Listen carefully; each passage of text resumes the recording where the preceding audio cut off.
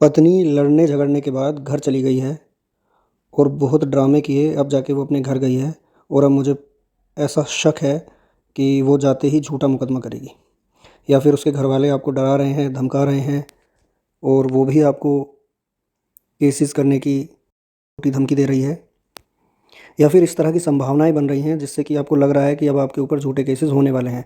वैसे इस पूरे टॉपिक पर शुरू से लेके आखिर तक 498 ए की आत्मकथा, जिसमें कि सभी पॉइंट्स कवर किए गए हैं from the initial stage to the conclusion. मैं आपको आई बटन में ऊपर वीडियो दे दूंगा, तो आप वीडियो के लिंक पर जाकर उस वीडियो को देख सकते हैं। लेकिन यहाँ पर इस वीडियो में मैं स्पेशली उन सभी पॉइंट्स को कवर करूँगा जो कि मीडिएशन सेंटर से रिलेटेड हैं। कि जब आपके पास कोई सामान आ जाता है, आपके पास कोई कॉल आती है वुमेन सेल से, मीडिएशन सेंटर से, परिवार परामर्श केंद्र से, या फिर कोर्ट से कोई सामान आ जाता है, तो ये सभी एक ही हैं। स्टार्टिंग में जैसा कि गाइडलाइंस है माननीय सुप्रीम कोर्ट के द्वारा, सबसे पहले इस तरह के जो वैवाहिक मामले हैं, पारिवारिक मामले हैं, उनमें मीडिएशन कराया जाना आवश्यक है। तो अगर आपके पास भी मीडिएशन सेंटर से कॉल आया है, तो अब आपको आगे क्या करना है और किस तरह से पूरे प्रोसेस को मैनेज करना है, तो आज ये मैं आपको इस वीडियो में बताऊंगा। वीडियो बहुत इंपॉर्टेंट होने वाली है। अगर आपने चैनल को अभी तक सब्सक्राइब नहीं किया है तो चैनल को सब्सक्राइब करके बेल आइकन को हिट कर दीजिए, क्योंकि इस वीडियो पर मिलती है आपको लीगल की प्रैक्टिकल और सटीक जानकारी। तो शुरू करते हैं वीडियो को। तो देखिए, जब इस तरह की कंप्लेंट आपकी पत्नी महिला सेल में जाके करती है या फिर पुलिस थाने में करती है, तो उसको मीडिएशन सेंटर में सबसे पहले रेफ़र कर दिया जाता है। अब यहाँ पर आपकी काउंसलिंग कराई जाएगी, मैटर को बातचीत से निपटाने की कोशिश की जाएगी। तो यहाँ पर आपको अगर इनकी तरफ से कॉल आता है, तो अब आपको क्या करना है कि सबसे पहले तो क्वेश्चन ये होता है कि मैं जाऊँ या ना जाऊँ। तो मेरा सजेशन ये है कि आपको जाना चाहिए, एटलीस्ट एक बार तो आपको जाना चाहिए। अगर आप बहुत ज़्यादा दूरी है आप लोगों के बीच में, 2-3 हज़ार किलोमीटर आपको ट्रैवल करना पड़ता है तब जाके आप पहुँचते हैं, तो मुझे लगता है एक बार इनफ है। दूसरा देखिए, एक बात तो तय है कि अधिकतर केसेस में जहाँ पर इस तरह की झूठी कंप्लेंट की जाती है, तो मीडिएशन का प्रयास आपके बीच में कराया जाता है। लेकिन अगर ऐसी मीडिएशन फेल हो जाती है तो अधिकतर मामलों में एफआईआर दर्ज होती ही है। और मीडिएशन सेंटर के पास कोई ऐसी पावर नहीं है कि वो आपको अरेस्ट कर सकते हैं या फिर आपको दबाव बना सकते हैं किसी भी चीज़ के लिए कि आप इसको लेके जाओ या मत लेके जाओ। वो आपका अपना डिसीजन है। और ज़्यादातर ऐसा होता है कि आपको ये सलाह दी जाती है कि आपको बस यही बोलते रहना है कि मैं तो लेके जाना चाहता हूँ, मैं तो लेके जाना चाहता हूँ। तो अगर किसी भी मामले में लड़की तैयार हो जाती है कि ठीक है मैं जाना चाहती हूँ, तो अब आपके ऊपर आ जाएगी। तो आप ऐसा तभी बोलिए जब आप रियलिटी में उसे लेके जाना चाहते हैं।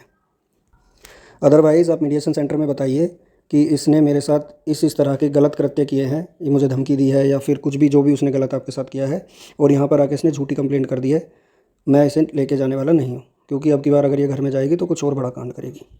और मेरी भी सजेशन आपको यही है कि अगर आप मीडिएशन सेंटर से अपनी पत्नी को वापस लेकर आना चाहते हैं, तो आप सबसे पहले ये शर्त उसके सामने रखिए कि ये जो झूठी कंप्लेंट तूने की है इसको वापस ले, और मुझे ये लिख कर दे कि मैंने ये झूठी कंप्लेंट करी है और आगे से मैं ऐसा नहीं करूँगी। तब आप एक बार उसको वापस लाने के लिए सोच सकते हैं। हालांकि इसके बाद भी कोई गारंटी नहीं है कि वो झूठी कंप्लेंट नहीं करेगी या फिर आपको दोबारा नहीं फंसाएगी। अगर उसने दोबारा से ऐसी कोई कंप्लेंट की, तो आपके पास जो उसका स्वीकारनामा है जिसमें उसने स्वीकार किया है कि लास्ट कंप्लेंट उसने गलत की थी, झूठी की थी, उसको दिखाने से भी ज़्यादा कोई प्रभाव पड़ेगा नहीं। दूसरा, कई मामलों में ऐसा भी होता है कि लड़की के जो घर वाले होते हैं वो अपने साथ किसी पॉलिटिकल लोगों को लेके आते हैं, आपके ऊपर दबाव बनाने की कोशिश करते हैं, या फिर मीडिएशन सेंटर में आपसे झगड़ा करते हैं, धक्का मुक्की करते हैं। तो यहाँ पर मैं आपको सजेशन करूँगा कि आप अपने साथ एटलीस्ट एक आदमी को तो लेकर जाइए, और कोशिश करिए जितना ज़्यादा से ज़्यादा आप उस घटनाक्रम को रिकॉर्ड कर सकते हैं, और तुरंत वहाँ से निकलिए अगर इस तरह का आपके साथ कोई झगड़ा मारपीट हो जाती है, और उस नंबर पे फ़ोन करके अपनी मेडिकल कराइए, और मेडिकल करा के तुरंत मामला दर्ज करवाइए। कई बार ऐसा भी होता है कि जब आप वहाँ पर जाते हैं तो सामने वाला आपके ऊपर झूठा मुकदमा दर्ज कराने की पूरी पूरी प्लानिंग बना लेता है। उसमें वो लिखता है कि आप आए थे, आपने मारा पीटा, और उससे उन्हें चोट लग गई, और वो अपना झूठा मेडिकल भी करा लेते हैं। सारा सब कुछ पूरा प्लान तरीके से होता है। तो यहाँ पर इस तरह के झूठे मुकदमे से बचने के लिए आप जब अपने घर से चलें तो एविडेंस छोड़ते हुए जाएं हर जगह। जैसे कि अगर आप किसी मेट्रो स्टेशन पे हैं, किसी बस स्टैंड पे हैं, तो आप वहाँ एटीएम से पैसे निकाल लीजिए, या फिर अगर आप कोई बिस्किट ख़रीदना चाहते हैं तो वहाँ पर पेटीएम से पेमेंट कर दीजिए, जिससे कि आप ये दिखा सकते हैं कल कि जिस घटनाक्रम के बारे में ये बता रहे हैं और जिस समय और दिनांक की ये बात कर रहे हैं, उस समय मैं उस जगह नहीं था, मैं उस जगह था। और कोशिश करिए ज़्यादा से ज़्यादा कि आप ओला, उबर, इस तरह की जो हमारी ट्रैवल एजेंसीज़ हैं, इनकी कैब या बाइक या ऑटो हायर करके जाइए। इसका एक रिकॉर्ड बनता है कि आपने ट्रैवल किया था। दूसरा, कई बार ऐसे भी सवाल पूछे जाते हैं कि मेरे पास कुछ एविडेंसेस हैं, कुछ रिकॉर्डिंग है, कुछ व्हाट्सएप चैट हैं, तो क्या मैं ये मीडिएशन सेंटर में दिखाऊं? तो मैं आपसे कहूँगा, उनके पास इतना समय भी नहीं है कि वो ये सुने। और अगर आप लेके जाना भी चाहते हैं तो आप एक कॉपी वहाँ पर लेके जाइए, किसी पेन ड्राइव में या फिर किसी दूसरे मोबाइल में। आप ओरिजिनल उनको मत दीजिए, और उनको एविडेंस दिखाने से कुछ होगा भी नहीं। किसी 2, 4, 5 केसेस में ऐसा हो जाता है कि आप अपने एविडेंसेस देते हैं तो मीडिएशन सेंटर एक अच्छी रिपोर्ट पुलिस के सामने प्रस्तुत करता है कि इस मामले में लड़की ही गलत है। तो आप अपने केस में भी ऐसा कर सकते हैं।